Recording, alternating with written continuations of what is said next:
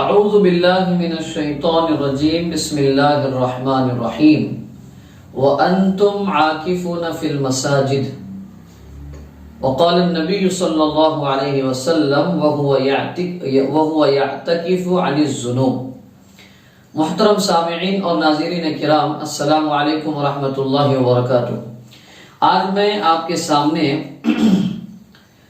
رمضان کی ایک اہم عبادت اعتکاف کے سلسلے میں کچھ گزارشات لے کے حاضر ہوا ہوں۔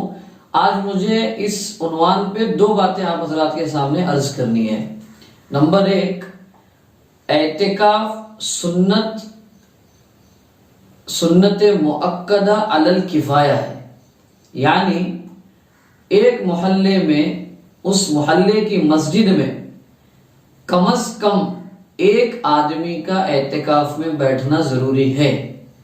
اگر کسی مسجد میں پورے محلے میں سے ایک بھی آدمی اگر اعتکاف میں اگر نہیں بیٹھتا ہے تو پورے محلے والے اس سنت مؤکدہ کے چھوڑنے کے گنہگار ہوں گے۔ لیکن موجودہ حالات میں لاک ڈاؤن کا پیریڈ چل رہا ہے، ان حالات میں کیا کیا جا سکتا ہے؟ آسان سی بات ہے۔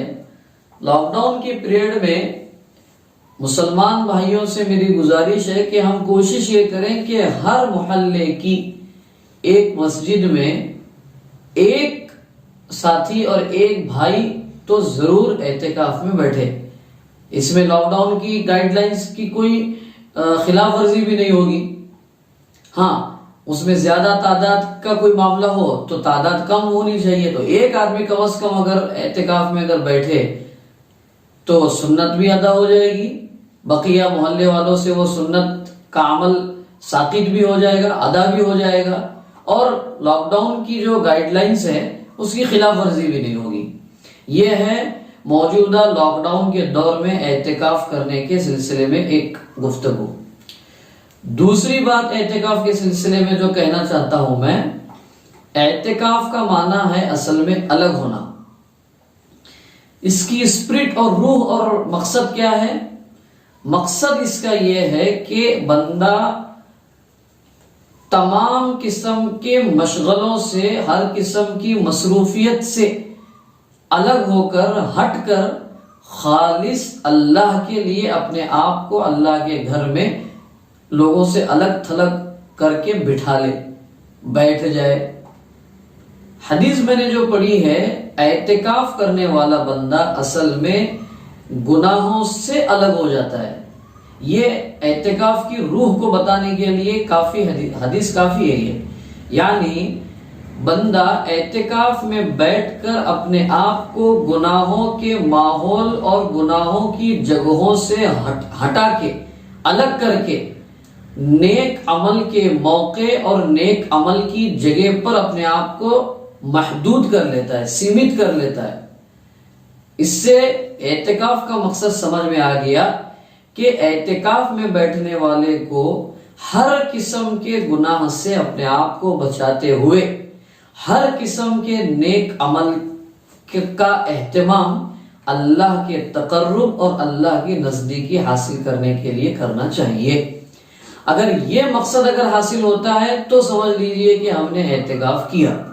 اور خدا نخواستہ اگر ہم نے اعتکاف کیا اور اس میں بھی نیوز کیا چل رہی ہے، خبر کیا چل رہی ہے، فلاں کیا ہوا، وہاں کیا ہوا، یہاں کیا ہوا، یعنی اعتکاف میں بیٹھ کر بھی اگر ہم دنیاوی مشاغل میں اگر لگے رہیں گے تو ہم اپنے ذوم اور اپنے دماغ کے اور سوچ کے اعتبار سے تو اعتکاف کرنے والے ہوں گے، لیکن اللہ کی نظر میں ہم اعتکاف کرنے والے نہیں ہوں گے۔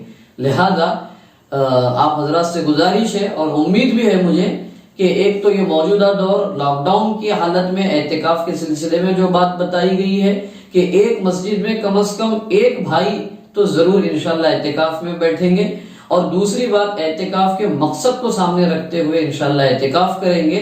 اور خواتین کے لیے اعتکاف کے معاملے میں بات یہ ہے کہ وہ اپنے گھر کی اس جگہ میں اعتکاف کر سکتی ہیں جس کو نماز کے لیے مختص کیا گیا ہے، اور اعتکاف کے جو کچھ مسائل ہوں گے آپ اپنے اپنے مساجد کے ائمہ حضرات اور علماء کرام سے اس کے سلسلے میں رابطہ کر سکتے ہیں۔ اللہ پاک آپ کو مجھے اس عبادت کے مقصد کو سامنے رکھتے ہوئے اس عبادت کو کرنے کی توفیق عطا فرمائے۔ وآخر دعوانا ان الحمد للہ رب العالمین۔